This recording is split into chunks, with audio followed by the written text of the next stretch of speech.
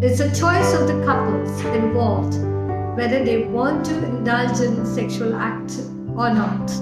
It is their mutual decision, and it could be that they have chosen it because they outgrown that desire, and mutually they have decided not to indulge in sex.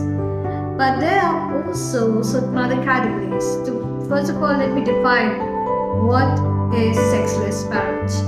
As per the sexologist and understanding on the sex expert therapies, that less than 10 times in a year is considered to be sexless marriage.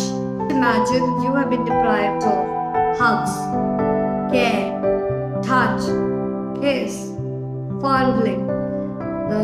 It will actually lead you to depression. If you remember, of course we don't remember this, but when we were born, the first touch and embrace was with our mother's bosom. And this was the way we received our first physical touch, and we long for it over and over again. If we do not have a good sexual life of compatibility, we look for that again from another source. So if we don't get it, it leads to mental, emotional breakdown, and it leads to depression. Next, it also affects your financial well-being. Why is that?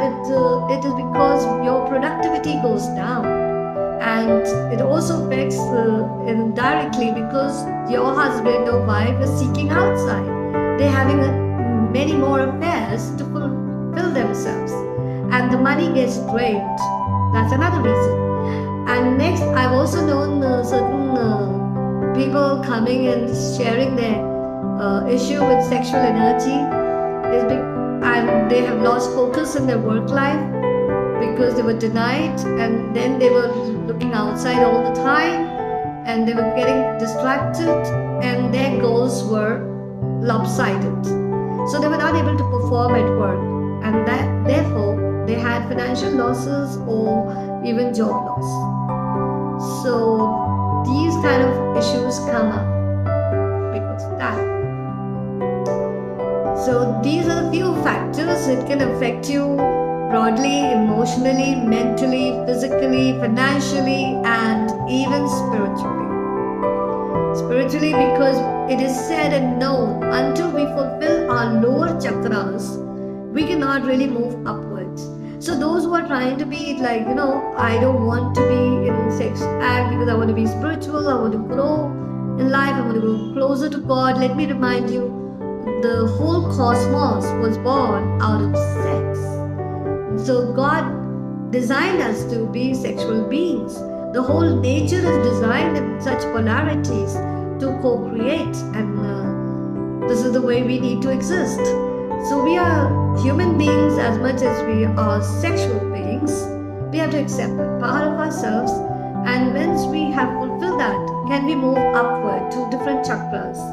So denying your lower chakras is not going to boost your spiritual growth. If it drops naturally, then it is considered to be a natural progress.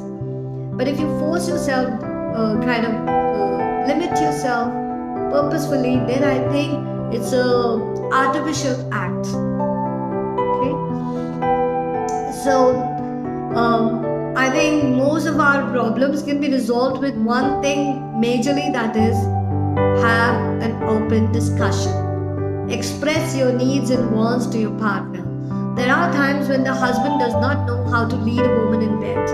And there are times when women are so judging themselves because of social conditioning or religious conditioning that they do not open up to enjoy more of themselves, their body. And they resist that, and they even deny their partner because of that. This is not fair for your husband to go through this sexual rejection and denial. So you need to revisit your conditioning and beliefs, because certain times we believe things blindly. We don't question our own thoughts and our beliefs. So it is important to visit that, and also to work through your own psychological fears. And if it is a medical issue, then also there are ways to satisfy your partner. But of course, you can also resort to other alternatives which your partner have to mutually agree with. It cannot happen at the back because sooner or later you're caught and the drama is over. It brings in the drama, right? So we don't want to cause pain and more conflicts and divorces because sexless marriage usually leads to divorce. And point taken, it will lead to extramarital affair if you do not cater to each other's needs, wants, and desires.